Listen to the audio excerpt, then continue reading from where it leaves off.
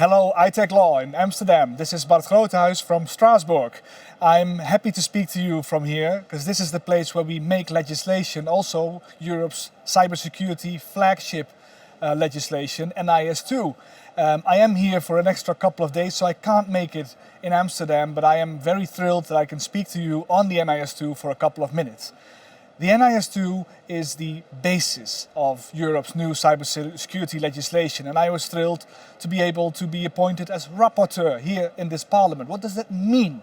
It means that the European Commission can come with a proposal, a legislative proposal, on cybersecurity, for instance, because we all know as professionals in the cybersecurity realm how the threat has been evolving and how our resilience is lacking. 41% less investiture in cybersecurity in Europe in comparison to the United States, for example.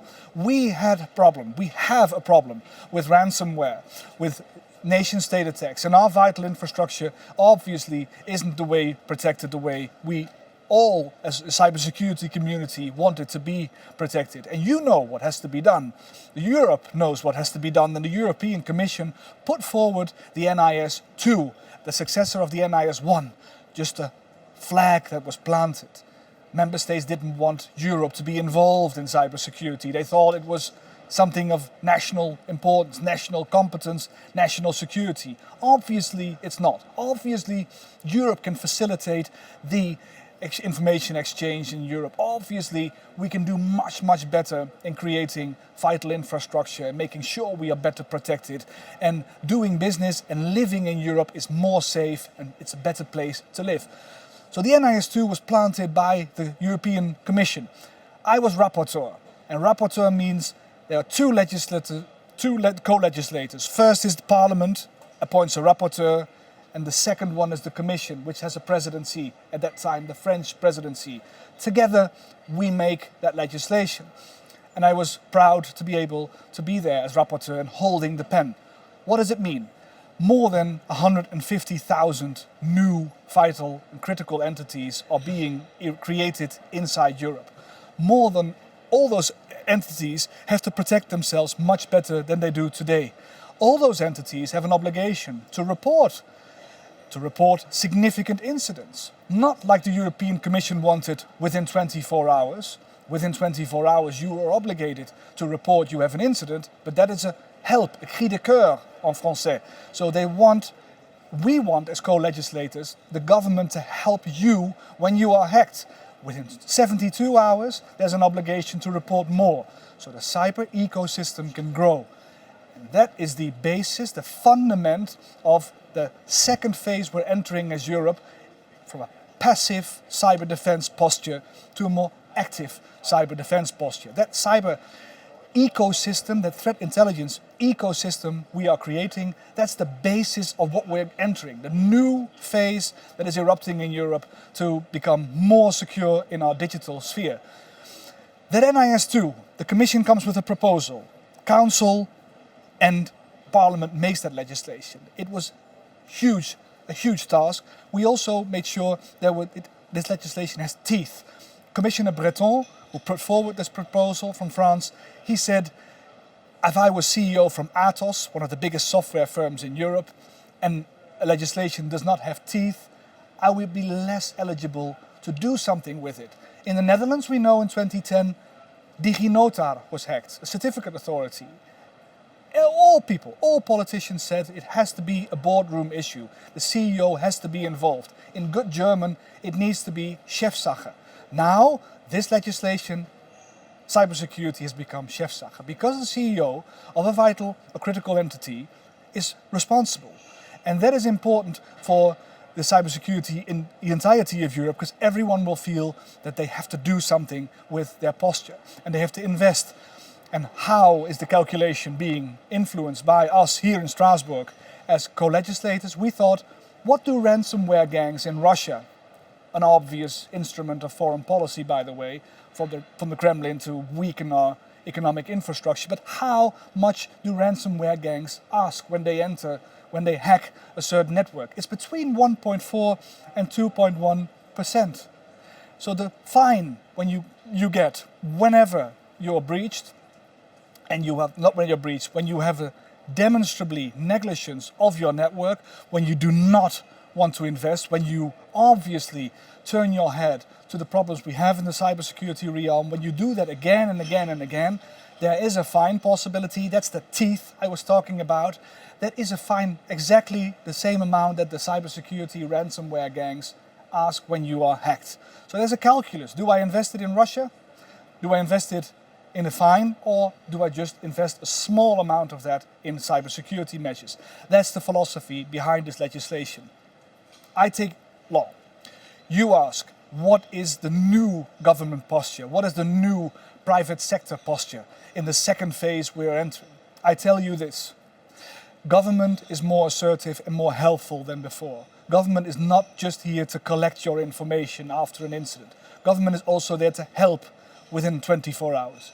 Government is also able to do collection, to help with sensors, to send personnel, to help you mitigate, to do whatever they can. And to help you out is a new phase that we're entering. The second thing, the private sector needs to be involved in all sorts of manners. We've made sure that we re-explained the GDPR in this legislation to make sure that the hampering of cybersecurity threat intelligence, the hampering because of that GDPR, is there personal identifiable information in there. We made sure that we said there's a responsibility to share that. You don't need to fear. There's a responsibility to share when you can help others with it, irrespective of whether there's personal identifiable information in there, like email addresses, IP addresses, or what you have. If that helps the community, it helps us, it needs to be shared. There is also a special role for oversight bodies, and those oversight bodies needs to be in a conversation with those vital, critical, essential entities. So, for example, a telecom operator, its IT environment and architecture changes just about every day, whereas a manufacturer has a very stable OT environment, which does not really change in 4 years' time. It's stable. So the oversight bodies have a conversation with those entities to say what is a fitting cybersecurity posture. Those oversight bodies in that conversation can also decide whether there's demonstrable negligence. Don't be afraid that any form of punishment for your CEO is due any time. No, it's not. If you're demonstrably, again after again, negligent of your cybersecurity, you will be punished by those oversight bodies, but not by default. So don't be afraid. But there is an obligation, and be aware of it, and make sure that you already adjust to that new reality now, would be my suggestion. Dear Amsterdam, dear ITLaw, this legislation is also providing the basis legal framework to share information, not just between private entities, private-public, public-public, but also between Europe and our friends in Japan or Canada or maybe Korea. Those entities, those CSIRTs, we have to exchange information with them too. It will provide us with a better quid pro quo to serve our citizens much better. The basic essence of this legislation, you might think, is not a security. In the treaties, it is the internal market functioning, which is the basis of it all. It is about making businesses function better, more equally across Europe. Doing business has to improve. Now, Moody's, the credit rating agency, we all know of the credit crisis. They made a report. They looked, third eye, looking at this legislation, the NIS II, and they said, NIS II is credit positive for doing business in Europe. Business continuity reasons, less cyber attacks, better resilience means doing business and living in Europe becomes better. And I adhere to that Moody's report. I really commend you to implement the NIS II as soon as possible. What would change after October 24? This is the latest date that all member states have to transpose, so have to make sure that this legislation is being translated into national legislation. What will happen then is a transformation of Europe from that passive phase to that active phase. We ask of every member state for the ecosystem that we create to think of what opportunities there are to serve the people better, to serve critical entities better. Do that. I ask for entities making that legislation in the member states to think of it. Can we do DNS blocking? Can we have protective DNS. Are there other possibilities for early ransomware notification? Because an initial hack does not mean you have to pay ransomware. If you're an early alerter, like in the UK, for example, or other places in the world, you can really mitigate many of the attacks even before there is a real catastrophe. So from passive to active, what does that mean? I wish you luck on getting the best of the creative ideas, legal ideas that you can think of helping Europe getting into the modern phase of cyber defense, active defense, and that posture is more needed than ever. We are here in Strasbourg to see more and more coming and more legislation coming to you. I have one last remark to make on that. Currently, the European Commission is working on certification schemes, cyber security certification schemes. The NIS II is unfortunately not the basis of such schemes. It is a Cybersecurity Act of 2019. The European Commission thought it was wise to make sure that American companies can no longer really full access the European market. That is a politically driven motivation behind a technical certification scheme. I disagree with that significantly. So what we did here, this week here in Strasbourg, is we renegotiated that Cybersecurity Act from 2019. We will, in the next month, withdraw the power from the Commission to do that.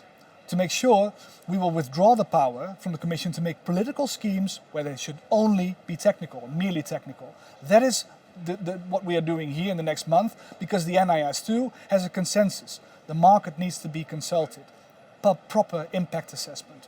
No politics, just technical schemes. That has not been the case. So I'm hoping that we as Parliament can take back the power that we gave to the Commission previously, also to make sure that we have technical schemes in place that put the best practices forward in the market and not political schemes, and making our American friends here in the cloud and outing them from the European market. That is not what we want. We have a problem with Russia, with China, Iran and North Korea. We do not have any problem with the Americans here on our market.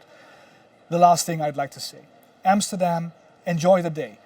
Good luck there, and hope to see you next time, and best wishes here from Strasbourg, where the sun is shining, and in Amsterdam, as we know, not always, but it's always a good atmosphere.